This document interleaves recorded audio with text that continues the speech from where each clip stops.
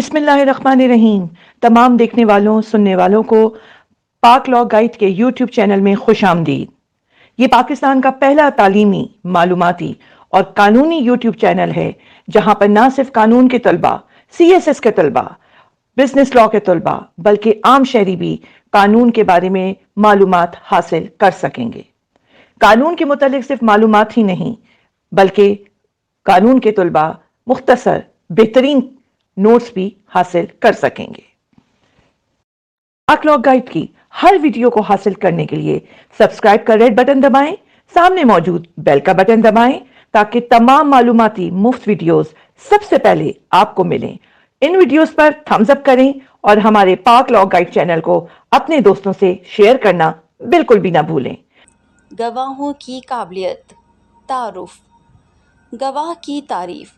तमाम अफराद जो मुकदमे की अदालत के सामने कानूनी कार्रवाई में सबूत फराहम करते हैं, वो तमाम अफराद जो अदालत में हल्फ के तहत गवाही देते हैं, जो उन्होंने देखा, सुना या बसूरत दीगर मुशाहिदा किया, उससे मुतालिका गवाही की अहलियत के मानी।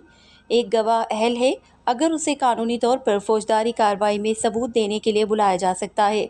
तमाम अफराद ख्वाह उनकी उम्र गवाही देने के अहल हैं। तुर्किया तोशूद का अकीदा।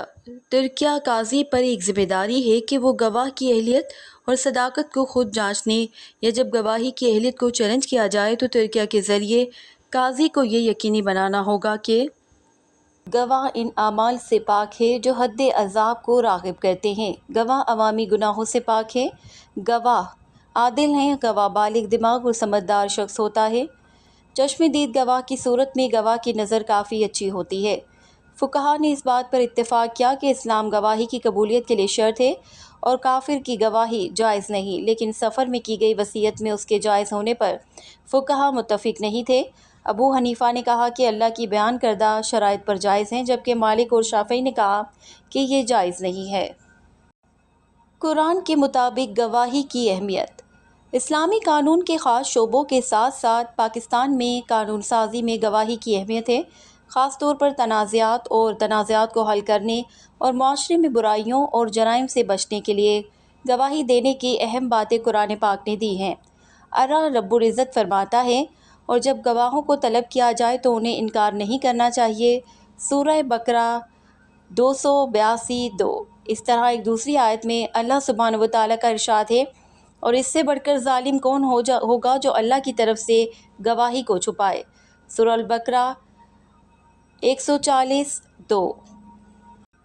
सूरतुन निसा में अल्लाह ताला फरमाता है, ए ईमान वालो, इंसाफ पर कायम रहो, अल्लाह के लिए गवाही देने वाले बनो, ख्वाह ये तुम्हारे अपने या तुम्हारे वालिदैन या करीबी रिश्तेदारों के ख़िलाफ़ हो, अगर वो अमीर हो या गरीब, अल्लाह रहम में इन दोनों से ज़्यादा करीब है।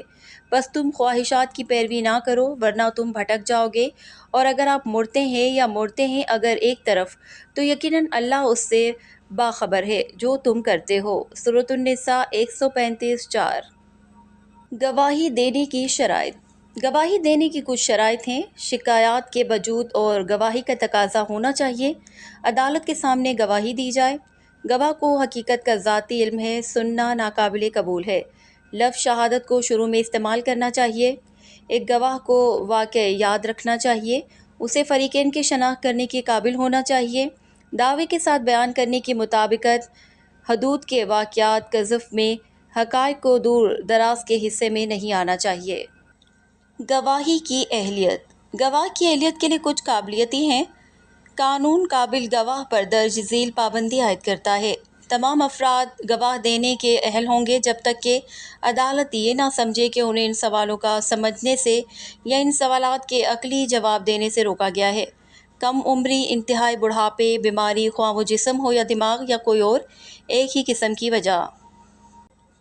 अदालत किसके लिए काबिल समझती है? गवाह की अहलियत के लिए अदालत का इत्मीनान एक और ज़रूरी अंसर है।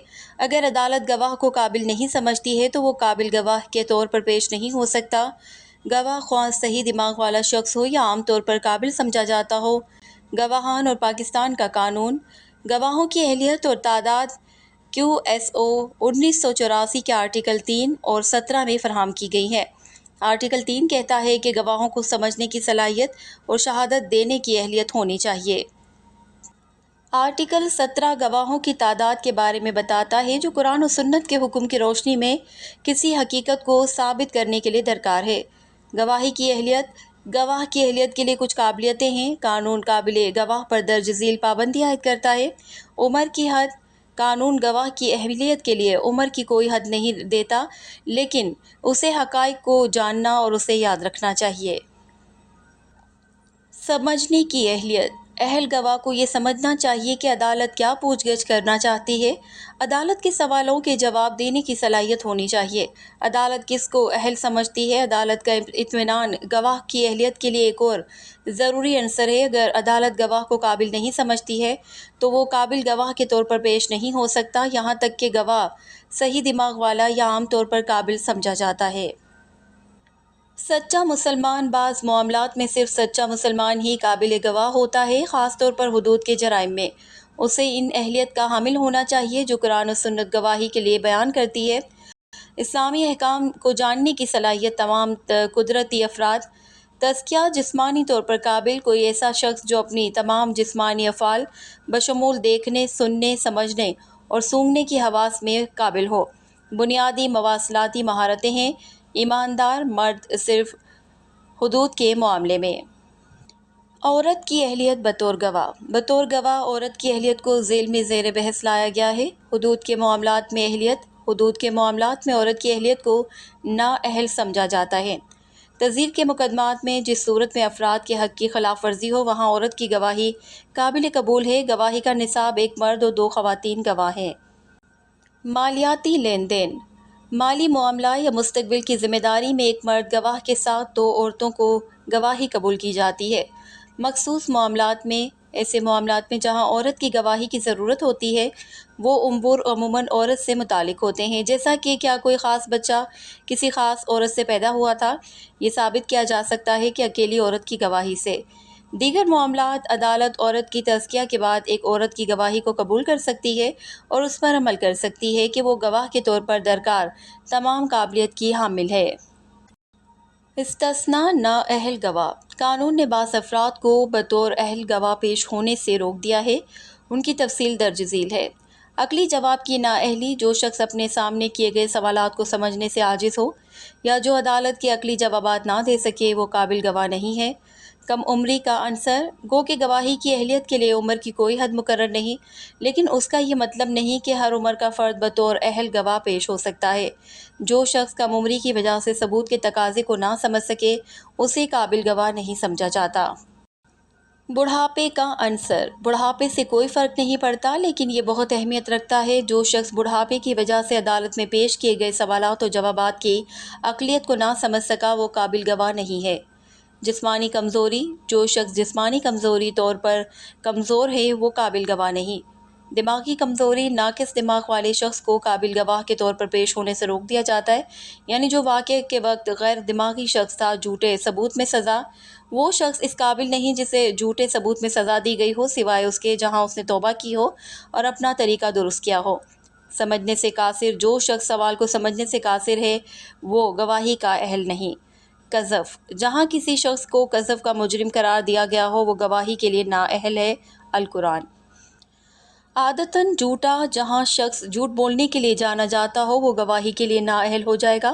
مفادات کا تصادم۔ جہاں کسی شخص کا مالی مفاد ہو یا اس کا قانونی چارہ جوئی کے فریق سے کوئی خاص تعلق ہو تو اس کے ساتھ قابل گواہ نہیں سمجھا جائے گا۔ جھوٹی گواہی۔ جو شخص جھوٹی گواہی کا مرتکب ہوا ہو وہ بھی بطور گواہ نااہل ہو جاتا ہے۔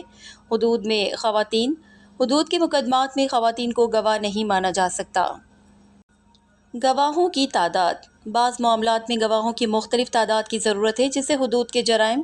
جہاں تک حدود کے جرائم کا تعلق ہے قرآن و سنت گواہوں کی تعداد کا تعین کرتے ہیں، جیسا کہ زنا میں 4 مرد بالغ مسلمان گواہوں کی ضرورت ہے۔